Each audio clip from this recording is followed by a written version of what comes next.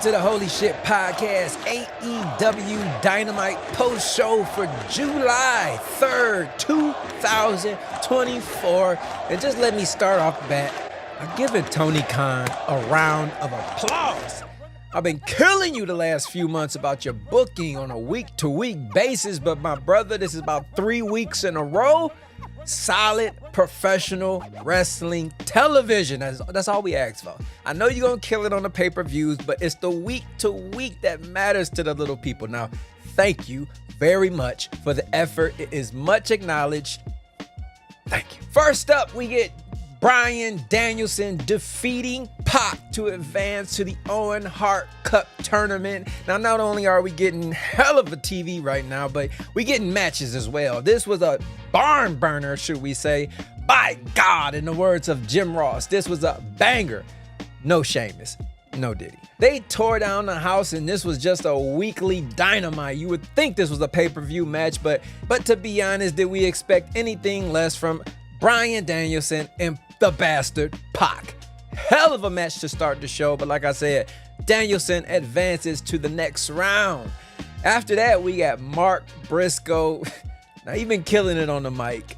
Funny as hell, loving his promo work, but the Elite were not having this. He came out talking his mess about Jack Perry winning the TNT title, how he got lucky. He must have had a four-leaf clover up his ass and a horseshoe around his neck or some crazy shit he said. But you know that led to Jack Perry coming out. Kyle O'Reilly tried to come out and help Mark Briscoe, but it was just the number of games was just too much. Young Bucks came out, Okada came out. They were fucking up both of them, and then the Acclaim came to make the save. Now, Mark Briscoe did name himself the first AEW member to Blood and Guts, and it's looking like with the Acclaim and Kyle O'Reilly come out, they may be the next members to go against the Elite, which will be one hell of a Blood and Guts match. Next up, Stokely Hathaway tries his best with a steel chain to give Statlander the advantage, but Willow pulls it out, gets the victory in their grudge match, maybe ending the feud, more than likely keeping it going, but Willow gets the win. She advances in the Owen Hart Cup. Now, I thought because Willow won the last tournament, they would give Statlander the win here, but they did not. They're trying to get Willow back on the roll after losing her TBS title to Mercedes Moné. So I'm all for it. Willow gets the win. She advances.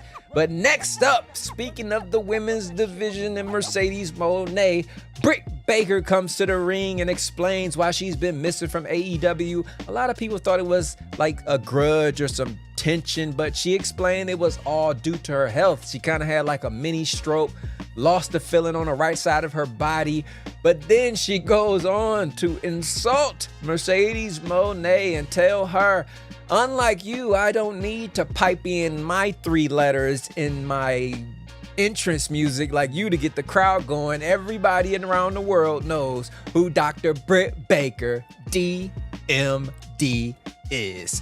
Now that brought Mercedes Moné driving to the arena, and she was backstage with the Young Bucks. They were giving her all type of praises and telling her, we're setting up your surprise celebration for winning the double titles. It's going to be set up in the ring while Britt Baker is standing there. They're putting up balloons and dropping all the confetti around her. Mercedes Moné comes down to the ring, and of course she has some words for Dr. Britt Baker. They were going back and forth. I told y'all, if you've seen my post from Forbidden Door, they were about to turn up Dynamite to another level, and that's exactly what they did. Anybody who's been talking shit about Mercedes Moné needs to watch this promo. She elevated the entire women's division in one night with Britt Baker. This is a serious feud, and unfortunately for Toni Storm, it may outshine the actual women's world title. Britt Baker and Mercedes Moné are about to tear down the house on a weekly basis on their way to their match at All In at Wembley Stadium. Ladies and gentlemen, I cannot wait for this. Not only are we going to get a hell of a match because they are two of the best women's wrestlers on the planet, But the mic skills tonight, they were calling each other all type of bitches, throwing low blows. Mercedes Moné even gave her the mush in the face. Crazy. I'm on the edge of my seat for this entire feud. Give me more. No right back. But yes, hell of a feud developing here in AEW. Like I said, Tony Khan, we are on a roll here. Storytelling. This is all that wrestling is about. Of course, you're going to get the matches. That's what you guys do best. But storytelling. If you can match your storytelling with your incredible wrestling, I'm telling you, you will be years away from catching WWE. Maybe not passing them, because Triple H is so fucking fire. But y'all going to catch them. You stay on this road, you're definitely going to catch them. But next up, we get Will Ospreay backstage with Don Callis. And he's telling him his heart's changed. He appreciates everything he's done for him and the whole Don Callis family, giving him Kenny Omega, giving him Chris Jericho, all those incredible matches. But he tells him my heart's changing, and for me to win the world title, I gotta do this on my own. He asked for his release from the Don Callis family. Don Callis actually granted it. You know how he is with contracts. He don't let nobody break contract. But he did drop a little stipulation. He told him, hopefully in the future, when I need a favor, you remember me letting you out your contract. So this feud, Don Callis, Will Ospreay, this is definitely to be continued. Next up, Chris Jericho. I'm telling you, when you think he's dead, he always reinvents himself. That's why he is on my Mount Rushmore of greatest wrestlers of all time, because he knows how to keep the needle moving. This learning tree gimmick, what he's done with Big Bill, Brian Keith, the bounty hunter, who I thought was a joke, but Brian Keith is serious, man. I'm loving everything Jericho is doing with him. But Jericho comes to the ring and he tells Taz he's going to be on commentating tonight, but he talked to the Elite, and the Elite agreed that Taz is a biased commentator and should be banned from this match and the arena for the rest of the night, as Chris Jericho will take over duties. Security came out, escorted Taz out, and here comes Shibata, Hook, and Joe to take on the Cage of Agony, and of course they defeated them. No way they were gonna defeat Joe, Shibata, and Hook. They get the win in a triple submission. They had all three of the guys laid out, stretched them out, but afterwards, you already know, in the words of Ron T, the shenanigans started.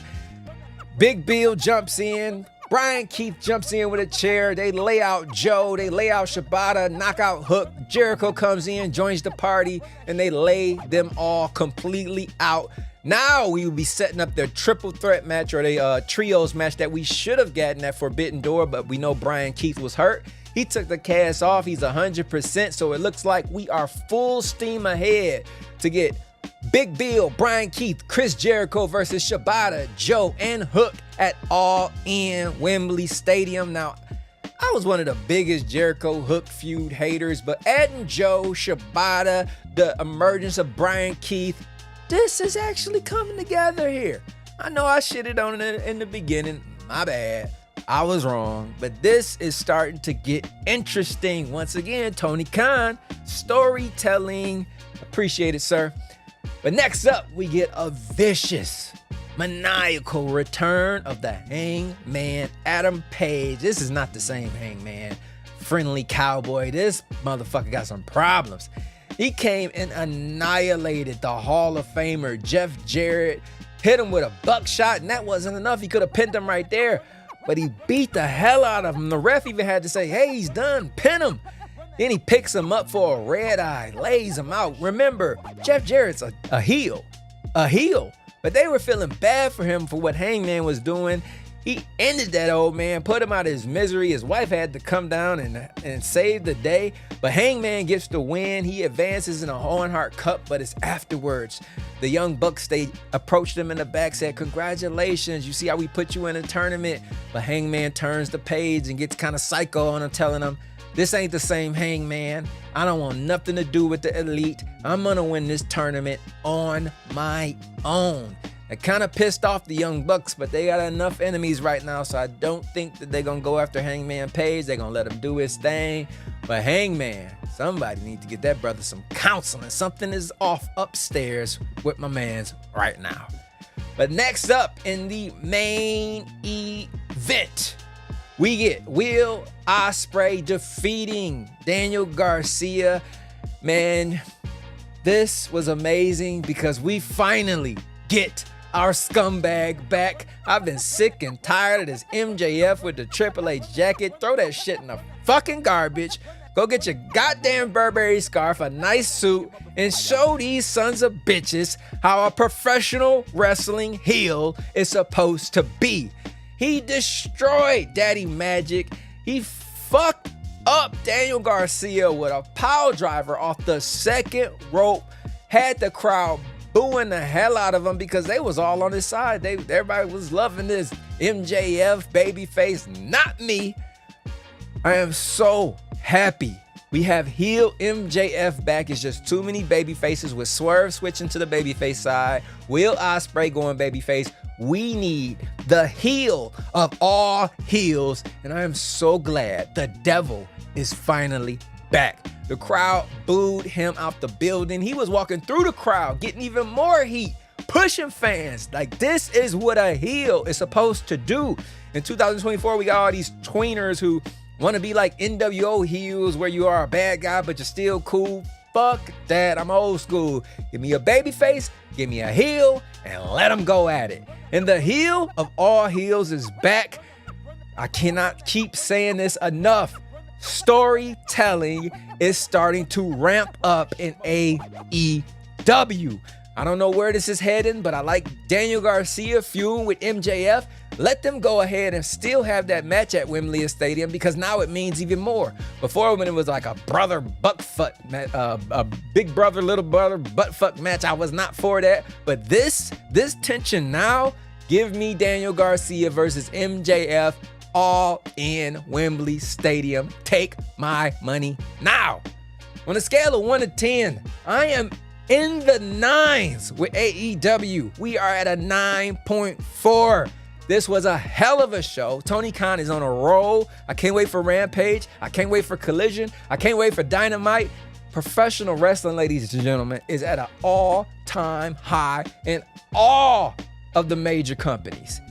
And I'm here for all of it.